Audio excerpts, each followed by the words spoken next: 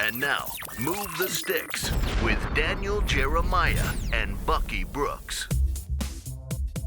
What's up, everybody? Welcome to Move the Sticks. DJ Buck with you. Buck, excited about this episode today. We've got USC head coach Eric Musselman, and not football head coach. I know people are thinking, wait, that's Lincoln Riley. We're talking to basketball coach Eric Musselman because I think there's a little carryover here in what we can learn on the football side of things. Yeah, there's always things to be learned. And DJ, you and I are lifelong learners. We believe that we can learn for people who have success in so many different aspects of business, even in sports. And so with Musselman, really intrigued in terms of how someone who is an NBA coach has become one of the best college basketball coaches doing it his way. Yeah, there's tremendous carryover. You're going to hear in this conversation, you're going to hear a lot of football. Mm-hmm. You're going to hear about a conversation his father had with the legendary Paul Brown, and advice he was giving to a young head coach. And I'm telling you, you guys are going to be fascinated to hear all this stuff. There's lots of great stories in here, lots of carryover from one sport to the next. But before we get to that conversation, Buck, we got to handle some business here. It's time for Hot or Not, brought to you by Wasabi Hot Cloud Storage.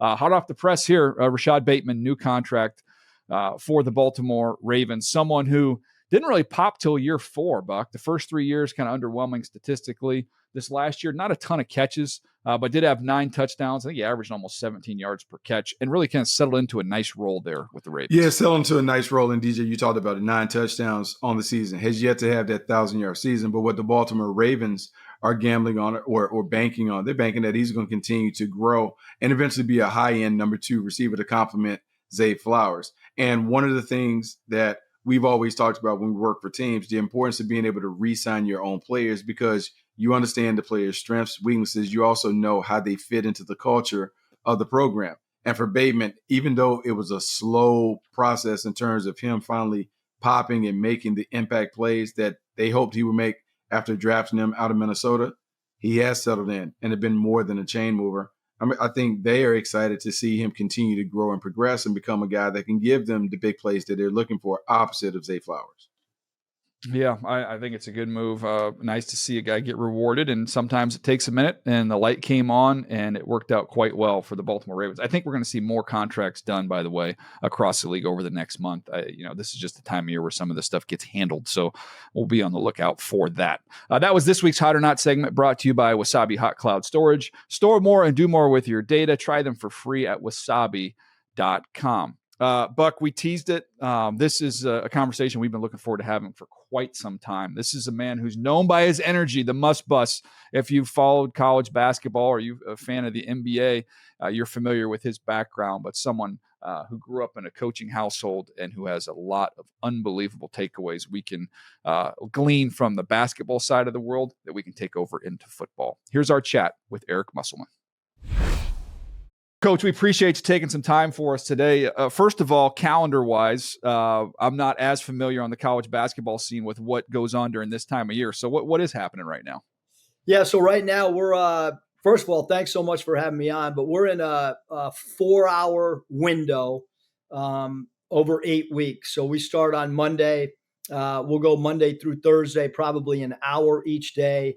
And then they're allowed to lift for an hour 4 days a week as well. So and then we jump into our 20 hours once we get closer to October and then get ready for the season. So it's a long off season with no exhibition games. We don't have summer league. So, but it is, with the changing landscape, practices in the summer become vital because, this is the second year in a row now where we've only had one returning player. So there's a lot of teaching, development, that goes into this summer segment that we have coming up the next 8 weeks. Coach, let me follow this up because I'm a high school coach here and we just started our summer workouts and those things. So I'm curious, when you only have 1 hour a day, like the first part of it, what are the important things that you're trying to get accomplished then? Well, what we try to do is break everything down. It's actually super interesting that our practice segments are really taken from football practices because we do a lot of like guard work, big man work, and then we do a lot of drill work that's not done with the whole team. And we try to break everything down. The one thing that we do try to do is once our 8 weeks is up, that last practice, we hope to have everything in as a team. So starts off individually, then goes into positional groups, then goes into technique per positional group, and then it'll end up the 5-man thing. And we want to have like all of our offensive, defensive schemes, press breaks, late game situations, down 3 with only 2 foul shot attempts available, and what we're going to do, where we're going to miss the shot, how we're going to react to that. So all those things we're trying to get in so that the last practice we could go play a game. And then when we come back, then we really break down, all of these aspects that we've already put in. We break them down and we start talking more about timing. We start talking more about third and fourth reads. So that's kind of how we use our summer segment. There's so many crossovers. This is one of the reasons I was stoked to have you on, with basketball and football. And I think of spatial awareness just right off the jump. We were evaluating for the draft, and we're watching slot receivers. That's going to be a big component of their success at the next level. Tight ends, the same thing. Can they feel? Are they aware? It's a natural thing. I'm curious in basketball, A, how important is spatial awareness? And B, can it be taught, or is it you got it or you don't have it? Well, certainly, I think the second part of the question, DJ, spatial awareness, do you have it or not? I think that the great players have it, and it's kind of innate. Their basketball IQ. I worked for Chuck Dale, and he used to talk about basketball geniuses, and those were guys that understood spacing, when to slide away if the ball's dribbled at you. But I do think that you can teach some of these things as well, when to cut, when not to cut. But I do think the great players certainly have it. And like when we think about spatial awareness, soccer and hockey have been two things that we've kind of studied as far as spatial awareness, showing our team film of those other sports and how it correlates to our game. Real quick, I want to piggyback on that. We talk about, and Buck's heard this a million times, but as a quarterback, I always like guys, we always say, hey, show me, you got to give me your numbers. Like, show me your numbers, like make yourself big. Is that, I know the language is probably different, but is there a correlation with that type of thinking in basketball in terms of making yourself a big target? Yeah, for sure. I think, like with post players, we talk about goal posts, getting your hands up, palms showed. We talk about, shooting pockets. In other words, having your hand ready to catch and shoot, and how that can have an effect on the passer. If you have your knees bent and you're shot ready, it certainly makes the ball handler, his brain is thinking pass to a guy who's ready to shoot rather than a guy that's standing there with his hands on his hip. That guy's probably not going to get many passes.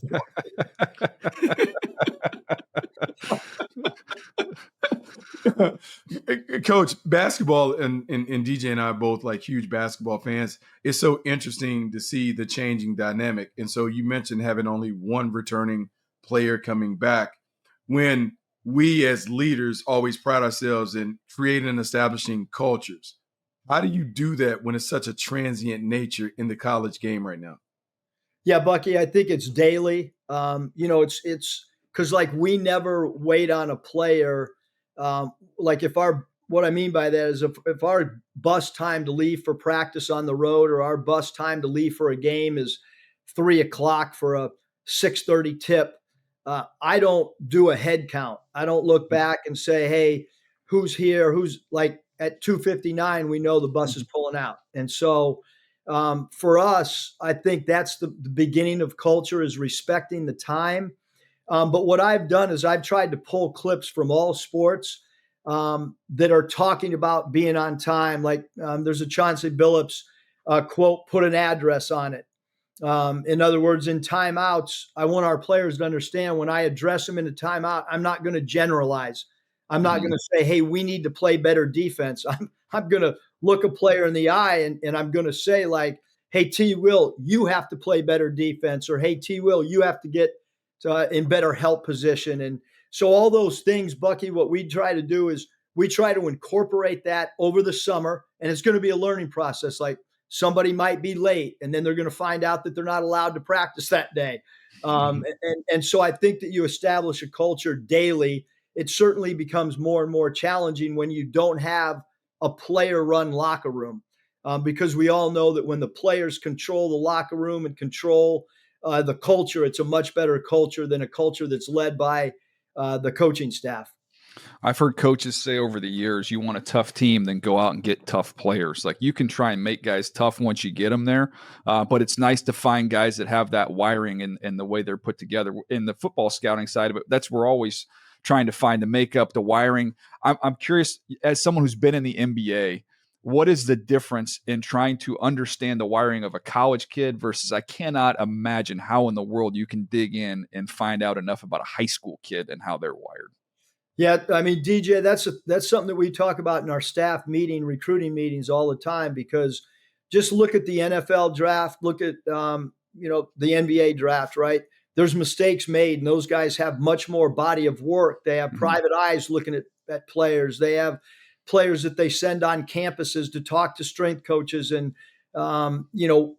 trainers, and they'll walk around campus and observe how somebody goes to class. And so they have all this body of work and still make, a lot of mistakes every year.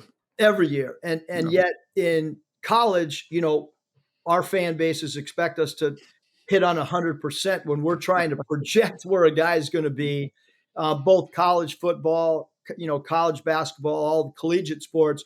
And then you look at Major League Baseball draft. There are a lot of misses. And why? Well, there's a lot of misses because they're drafting players that are much younger than the NFL and much younger than NBA draft picks for the most part. And same thing in the NHL draft. There's more mistakes. So for us, it's about how do you dig into the character as much as you possibly can. You bring up the toughness part of that aspect, DJ. For us, we actually want players that have played other sports when they were younger. I know that today's landscape is players focus on one sport, but I look at a player like Anthony Black that played for us. He was a one and done player at the University of Arkansas. He was a great wide receiver in high school football as a freshman and sophomore, and that's made us really, really dive into his recruitment much more than some other guys, because we knew that as a point guard, having played football, he would understand film study much better than basketball players. He would understand discipline, toughness, because the truth of the matter is the football coaches are the best coaches in the world. They're the most organized coaches. They have more players they have to deal with. The way that they structure practice is much more organized, much more detailed than any other sport that I've ever observed. Coach, it's so interesting that you're talking about the point guard and you're talking about toughness and intelligence and those things. Obviously, in football, the quarterback is the one that has that. So I want to use your experiences with point guards in the past to talk about the ideal characteristics and qualities that you want, not only from that person as a player, but as a leader, because we are struggling to find quarterbacks. And what are the intangible qualities that separate the good from the great ones? Yeah, so it starts in our recruiting process. We actually will put up NBA clips, and then we'll have the player walk us through the reads of where the ball is. We'll have them actually do reads on cutting. But basically, it's a small version of like an IQ test, but only talking about basketball. And then once the player leaves, we'll meet as a staff and kind of rank them 1 through 10 on basketball feel, basketball IQ. But I think from the point guard position, number one is can he lead your team? Can he be an extension of the head coach? Does he have unbelievable discipline, unbelievable work ethic? And then maybe just as important as any of those is, will the locker room respect him? Is a big key. And then how does that player react when things are not going his way? Because all eyes are going to go right away to your leader, to your point guard, to your quarterback, to the pitcher, to the catcher. That's where eyes are going to. And how can a player handle those situations when things are not going his way? Because the last thing you want as a leader, if you're down in a game, to exhibit any characteristics of not having great will to win, not playing the full clock. All those things become extremely important from a leadership standpoint when you're talking about certain positions. I know there's buzzwords that get used, and you see them in business books, and you hear them from coaches all the time. But we've talked about a couple things, and first and foremost, I would say grit is a word that I love it. I don't think it's cliche. I think it's real. I think you can see it. How do you quantify it, and how do you continue to develop it? Yeah, we use the word because so many people, obviously the Detroit Lions have really used that word grit a lot. We've shown our team clips of their coaching staff talking about it. We use the word sewer rats. And the reason we use that is I was being a little bit soft to a loose ball when I was in sixth grade. And after the game, I got in the car with my dad, and my dad said, "You need to play like a sewer rat."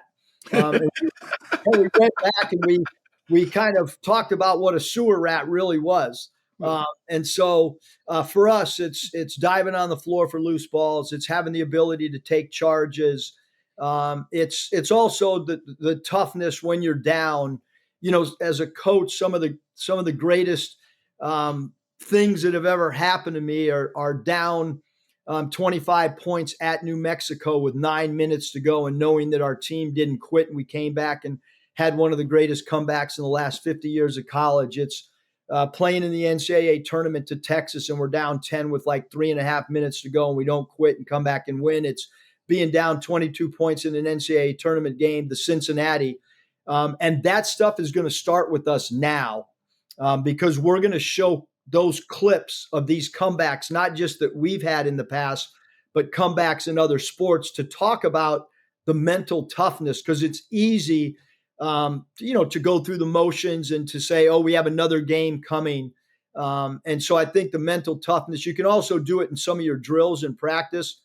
Sometimes we'll do closeout drills where we're actually closing out with a high hand with weights. My dad had his, and we can't do it in today's world, but my dad had his starting unit at the University of Minnesota practice most days with a weighted vest, while the second and third team did not practice in a weighted vest. So when you're competing and one group has a weighted vest and another team doesn't have a weighted vest, and my dad used to call it the overload system. And then some days he would have the starters practice, they used to have the old ankle weights.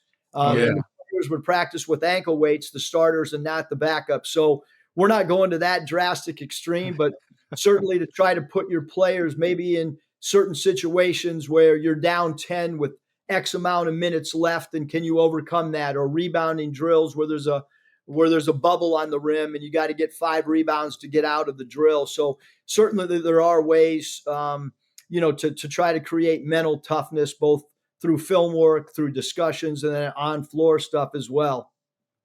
Coach, one of the things that I admire about you is your ability to, I would say, continue to evolve as a coach. After spending time at the pro level, you make your way to the collegiate game, and you've really grown and blossomed. But during your time away, when you made the decision to leave pro sports and to go to college, what were you looking for when you made that decision? And how have you evolved from your initial years as an NBA coach? Yeah, so I think that I've evolved every year, even while I was in the NBA. Constant learner. I would much rather learn, grow, and evolve through coaches of other sports. We had 2 scholarships open last week. The first phone call that I made after I met with our own staff was to Michael Lombardi to ask Michael his thought process on. I told him the player's name, where he's from, and all that, but it was kind of irrelevant. Phil Nevin, who was a former manager of the Angels, I asked Nev all the time questions about recruiting and building a team. So I hope to, that we're always constantly evolving. But for me at that particular time, I did not want to go back and be an assistant coach at the NBA level. I had been fired from the Sacramento Kings. I wanted to be a dad. I was recently divorced. So I wanted to be around my 2 sons and be engaged with them on a daily basis. So I took 3 years off, and it gave me time to really evaluate where I wanted to go in my career. I went and spent 2 years at Arizona State as an assistant coach. I thought for sure if I was there 1 year that as a 2-time NBA head coach that I would get a college job. I sent resumes, made phone calls to places like Campbell and San Wow. Jose State, and I could not get a job because the lack of respect amongst athletic directors for the pro level. Went to LSU, and that helped me get the Nevada job. So perseverance is certainly super important, and then not just evolving, but I went in a totally different direction from the way that I was raised. I was raised by a coach. I was raised by one of the all-time great disciplinarian coaches. And then I got very active on social media. I was at University of Nevada. I wanted to try to take Nevada to a Final Four, which is, a little bit unheard of, but we did get to a Sweet 16. We did get 17 straight weeks ranked in the top 10. And in order to do that, social media became a big platform for us to recruit nationally. So I went from being in this super, disciplined environment to trying to be super creative and go way outside the box. And so evolving, becoming better, learning from others is certainly a part, not just of, I don't think just of leadership or sports, but any walk of life or any field is to try to get better and improve and learn from others. If we have some football only folks that are listening or watching right now, by the way, if you haven't seen Coach, it is high energy. It is always on 11, and he gets the most out of his guys, which is going to get me to my next question, because I haven't been around Andy Reid. I don't think people would associate Andy with kind of a little bit of a stoic, look if you're just watching games on TV. But Andy has phenomenal energy. And I remember I always have told this story. He said in one of our draft meetings one year, we're talking about a player, and he said, guys, remember, everybody we bring into this building is going to bring energy into this building, or they are going to suck energy from this building. So keep that in mind as we're bringing guys in. And I think of coaches that are getting their opportunity in the NFL. Coach, you were such a young head coach. I think about Ben Johnson, who's going to get a chance with the Chicago Bears, who has been creative, has been energetic. I mean, what's your advice to someone like that, where I think there maybe is a little pressure to be like, okay, well, now I'm in the big chair, and now I've got to kind of tone it down, and I've got to kind of be a little bit more of a senator. What would your advice, not just to him specifically, but just to any coach as they're getting to step into that chair for the first time? Well, this is a little bit off subject, but in the same realm, DJ. So Tom Thibodeau and I are very, very close. My father brought Coach Thibodeau into the NBA, and I got an opportunity before I was 40 years old with 2 NBA teams as a head coach. Tom didn't get his first NBA head job until he was over 50. Wow. Nobody realizes that Coach Chuck Daly really never got an opportunity as a head coach until he was after 50 years old, and he was a Hall of Fame coach. And I bring that up because when I got my opportunity in my 30s, I did not know half of what I know now. And so I told Tom, I said, when you get your job, and it became true, when you get your job, watch, you're going to be an NBA head coach longer than I was, because he was more mature. He had seen and worked for multiple people, where I had a small sample size of who I had worked for. I had a small sample size of the superstars that I was around. And so that all becomes a part of being a great coach. And so, the one thing that I would say, for any young coach is you got to be super humble. You got to understand that it can be taken away from you in a heartbeat. And then I would say surround yourself with veteran head coaches. I think that's really, really important. I was surrounded by great coaches. My assistant coaches in the NBA, David Fizdale, who went on to coach 3 NBA. USD. He's a USD guy. There you go. Yep, Oh, yeah. USD guy. Jim Boylan, who went on to be an NBA head coach. Scotty Brooks was a head coach, obviously, in Oklahoma City. And so I had all these great assistant coaches, but they were right around my same age. One of our assistant coaches was Hank Egan, who was my college coach. But then Coach Egan had walked away and retired. He did the same thing to Mike Brown. He did the same thing to Greg Popovich, and he did the same thing to me. He would work for a while and then retire and then come back and be an assistant with one of his former players. But I think having an older coach is super, super important. I watched the dynamics this year with Jeff Van Gundy on the bench with the Clippers and Coach Ty Lue. And I think that stuff is super, super important, especially as a young coach, because the natural thing is to hire people that are around your same age, but they're going to have the same thought process. I always tell the story. Chuck Daly could predict the future. And when I was young and in my 20s and working for him, I couldn't figure out how he knew what was coming. He would know when we were going to go on a losing streak. He would know which referees were going to have a good whistle on the road, which referees were going to have a bad whistle on the road. He could project when our players would be tired. Well, it was just through experience. And certainly for any young coach, I think that's super important to have somebody that can project and predict what's about to come around the corner. Coach, I'm so curious because you man so many different teams in the NBA and at the collegiate level. Are you one who believes in I'm going to build my system around the players, or I'm going to recruit players to fit the system that I want to run? Well, I think, Bucky, it's two things. One, at the pro level, most times you don't have it's not your decision. It's not your You get what you get. As we say to kids, you get what you get and you don't throw a fit. That's what you say to the little kids. So it would be awesome. I mean, it's great for Greg Popovich all those years because he kind of drafted what he wanted, and he was, it was kind of his show both as a GM and coach. But yeah, I would say that as a coach in today's professional world, you're going to have to adapt to the players. It's really all about the player's strength. It's not about your scheme. Certainly, if players fit into your scheme, that makes it easier.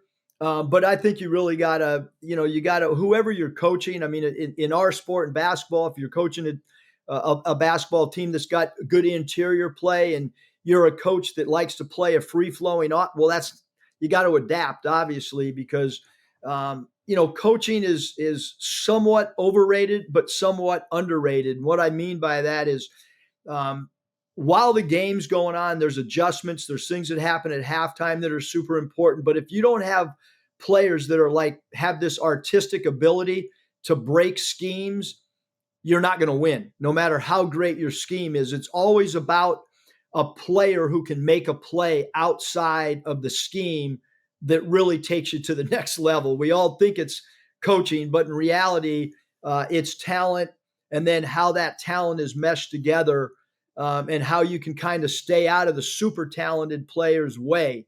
Like when I coached Gilbert Arenas, it was always about allowing him to do what he does and never getting in his way. And I think that's super, super important, and it's kind of under talked about. And I kind of see that going on in today's NBA world with the Indiana Pacers. Coach Carlisle is a super disciplined player or coach, but he's really allowing his teams to play and giving them freedom with reads and things that are not being controlled by the sideline. Coach, I want to follow up on that because you took me to where I wanted to go with the Indiana Pacers. So Rick Carlisle, obviously watching him in college because he was at UVA and I'm a Carolina fan, but he has always coached a team in a certain way. He was always more half-court oriented, defensive friendly. And now I'm looking at this Indiana Pacer team that seems to be a drastic departure from what he's always done coaching-wise. They're now up-tempo. They pressure the ball 94 feet. They play fast. As a coach, how hard is it for you to switch styles or switch schemes when you've always kind of been reared one way to then think about approaching the game a different way? How does that happen for a coach? Yeah, I think the way it happens is just, studying other teams. Like right now, a lot of NBA people are watching, especially for offense, they're watching teams in Europe because the ball is moving more. And quite frankly, if you watch WNBA, the ball moves more, the spacing is a little bit better. There's not as much isolation play. There's not as much defensive loading up because the ball is constantly moving. People are constantly touching it. And what Coach Carlisle's done is he has extended the defense to pick up and pressure more, which is also what Oklahoma City Thunder are doing. Now watch what will happen next year in the NBA in training camp. Everybody be pressured. Because what happened when Phil Jackson ran the triangle is everybody would run the triangle. Not everybody, but 10 to 12 teams would run the triangle in training camp, and they'd have to get out of it. And I kind of, Bucky, when I got the Sacramento Kings job, they had kind of run this elbow action with Coach Adelman, and we got about 10 games in, and Jeff Petrie, the general manager, called me in and started diagramming some of Coach Adelman's stuff. And I said, hey, man, I don't know that stuff inside out. I can't teach it. I don't feel comfortable. I can look at a playbook, but it's got to be innate where I really believe in it and I really feel good about teaching it. And so I think that in order for somebody to adapt like Coach Carlisle has, he's really got to believe in it. He's really got to buy into it. And then what he's done is that's what his roster, that's what his talent is suited for. And he's been willing to adjust because Rick played for my dad with the Albany Patroons. Rick was a super disciplined player too. He was all about cutting at the right time, and he was not a high gambler on offense or defense. And that's how he coached the first 10 to 15. And now all of a sudden, it's completely different than the way he played and completely different than the way he's coached prior. Yeah, this is all fascinating to me. Thinking about, one of the things you mentioned earlier was, gosh, only one returning player 2 years in a row now. We've talked about some of the greatest offenses in NFL history. If you look at, the Peyton Manning Colts and look at what the Patriots grew into later in Tom's career, one of the benefits was they just kept stacking. You had the same offense, the same voice in their ear for the majority of that time, and they could just keep building and building and building. And there was so much of a Rolodex of plays. And any type they saw a new defense, they go to the sideline. Okay, we saw this 3 years ago. We can go from there. And I think about a brand new team every year. Do you see it at the end of the year that you're able to do things, that you just simply couldn't do in the early portion of the season because now you actually have some experience together? Yeah, for sure. I think one of the teams, and we have had, when I first got to Nevada, it was how are we going to be different? Like, we're not going to get a 5-star at Nevada. We eventually did get the first McDonald's All-American and 5-star there, but the first couple of years we had a lot of transfers. So we were way ahead of this transfer game, so to speak, as was Fred Hoiberg when he was at Iowa State. Interestingly, 2 coaches that came from the NBA dove into the portal. It wasn't even a portal then, but the transfer market. And I think it's because that's much like free agency in professional sports. And so the teams that improve towards the end of the year, I think those are teams, oftentimes those are teams that have higher changeover in their rosters because we know, like in November, even this year coming up, we certainly should not be the same team in November that we are in January. And a lot of it has to do with when can you really do the bulk of important teaching? It's really when your own team's playing.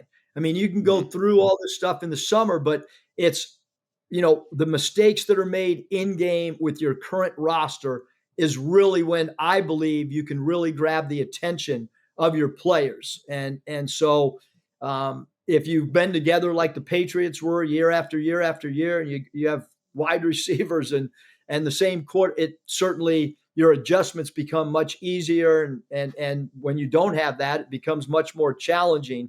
But you certainly need to grow as the season goes on. And I think that's why we have had really good March success in the past. We've actually played better in the postseason.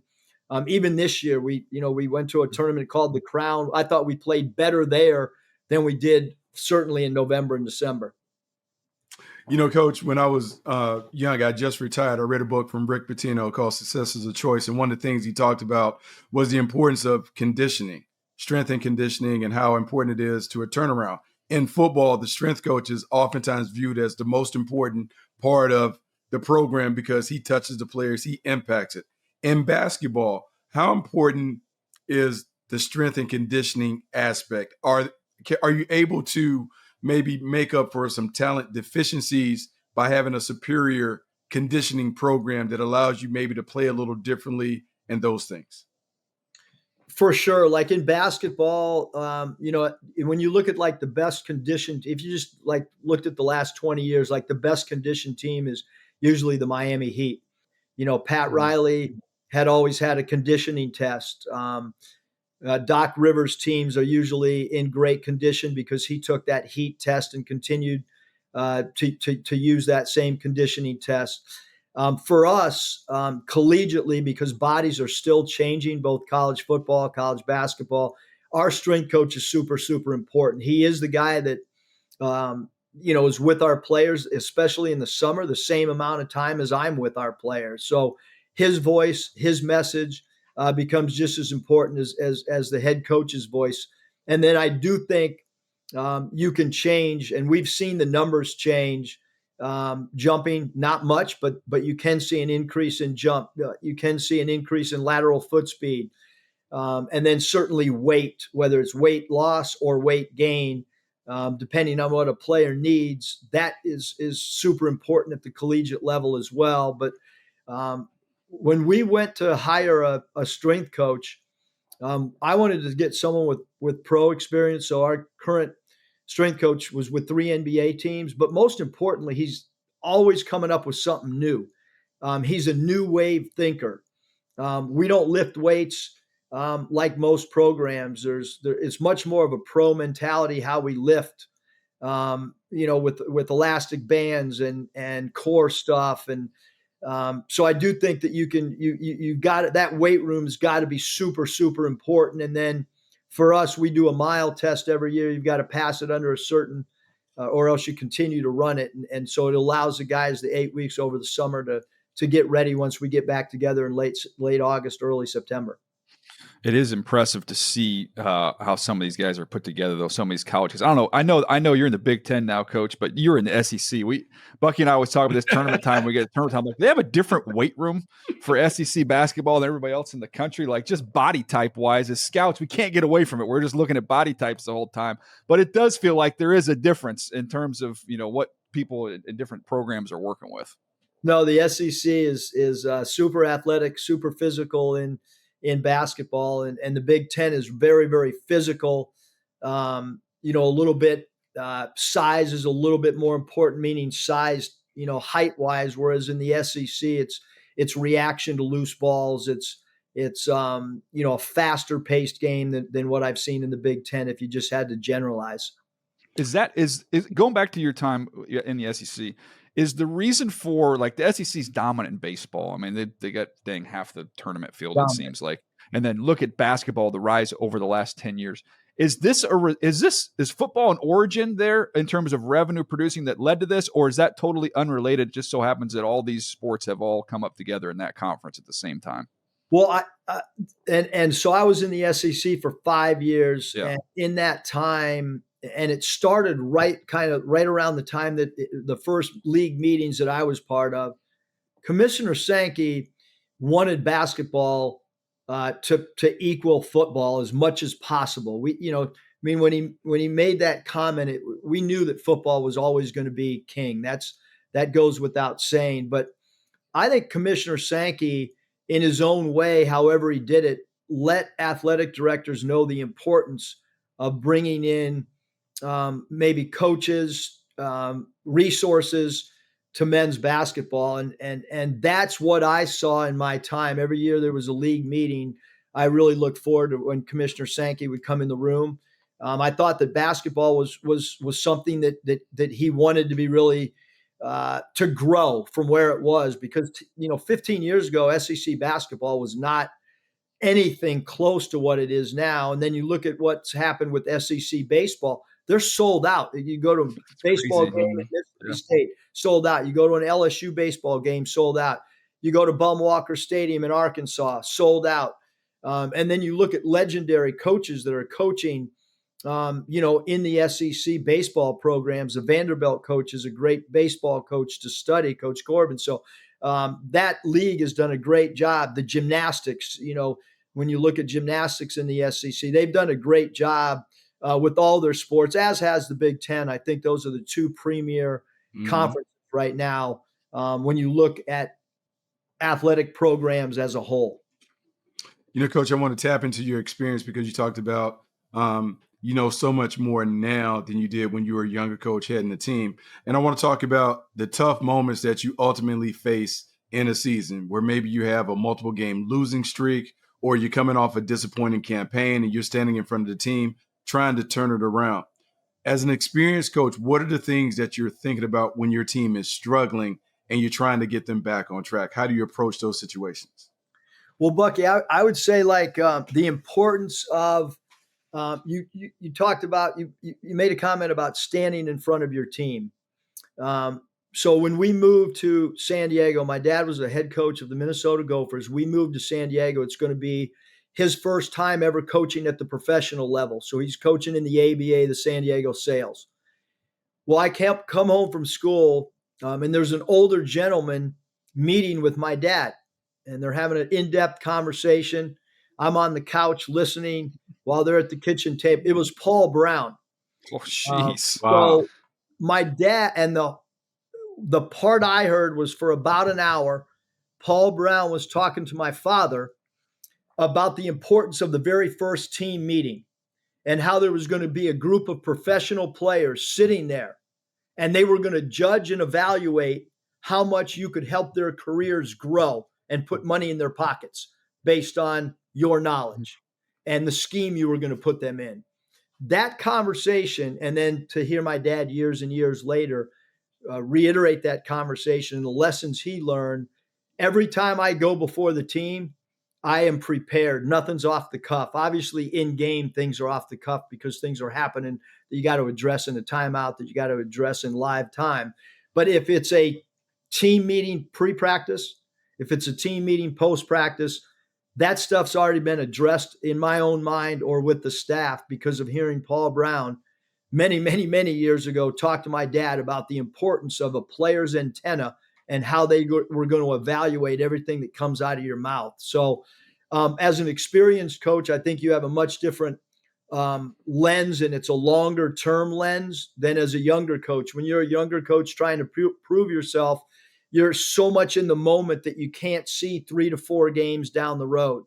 And Chuck Daly was phenomenal at that. Mike Fratello was phenomenal at that, about understanding, hey, Chuck Daly would put a play in for a player, knowing the player was going to fail in a timeout so that the player wouldn't complain in a future game about not getting the ball. So wow.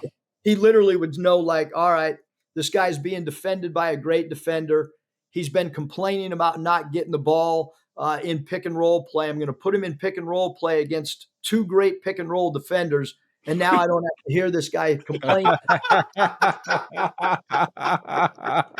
So, that's fantastic. The lessons that Chuck would deliver on some of these things, we had a player that he never wanted to sub out in live ball action because he felt like that player would, let's say that the dead ball was furthest away from the bench, the player would then be subbed out and he could walk all the way to the bench slowly.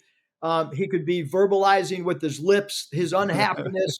So Chuck would diagram a play for this particular player.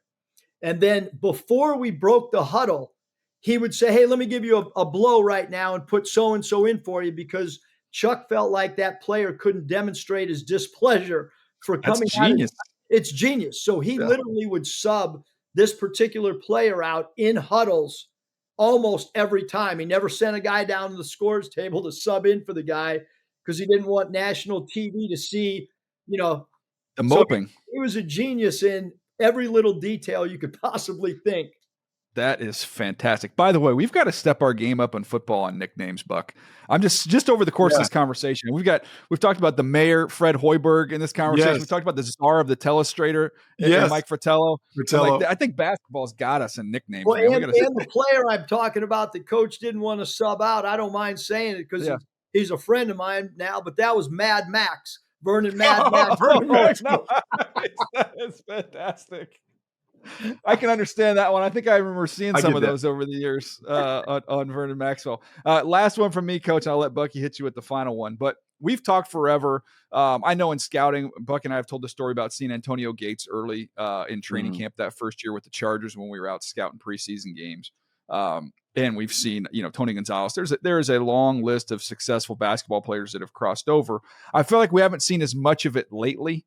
And I posed this question to someone on the basketball side, and they said, because these guys can go to Europe and make so much money, that's kind of been the barrier to entry of like, man, I'm going to try this NFL thing, but man, I've got this contract waiting for me overseas. Is there a way we can get it going again? Can we do something to get this funnel of these 6'5" post players that have no future in the NBA, get them back over to football? I hope so. We had actually Simeon Rice's son, Jordan Caroline, played for me. He was an unbelievable basketball player. Jordan was. Simeon thinks he's a great basketball player. He still plays pickup ball. But Jordan was a great college player. He worked out and played on the Lakers summer league team, and then he went overseas. But he would have been, I think he could have been an Antonio Gates type player. I think he could have been an all-pro football player. But he's been playing over in Italy and Spain. He's actually got a house over there and living a great life. But that is why guys won't do it. Jordan just didn't want to try the NFL route. He wanted to try NBA and then go overseas. But we had a player a couple of years ago at Arkansas by the name of Trey Wade, and he actually tried out with 2 NFL teams. His knowledge of running pass patterns and stuff was just too far behind. But from at least the feedback I got from the 2 NFL teams were that his athleticism, strength, toughness, all of that, he actually could have probably been a starter based on talent, but he just lacked understanding what the position, like the longer he was there and the more detail oriented the training camp became, the less impactful his game translated. Coach, last thing, I just would love one nugget of advice that you would give to any aspiring coach, something that someone passed along to you that you feel compelled to share with the next generation of aspiring coaches. Well, this probably doesn't have to do with necessarily just being a head coach, but when I was in elementary school, my mom would pack my lunch in a brown paper bag. She'd put the turkey sandwich and the Lay's potato chips, and before she finished packing, my dad would always write effort, energy, enthusiasm every single day, and I got to junior high and I'm like, Dad, I don't want to walk around with the brown bag that says effort, energy, and enthusiasm. But he did it all the way until I got to high school. And then at that point I said, you know what, I'm going to buy my lunch instead of bring that paper bag. That's the one thing that we talk to our team about. I talk to our coaching staff, just, if you can bring energy, bring enthusiasm, and bring effort. And then the 4th E is always execution. Those 4 E's are super impactful to our program and to anybody associated.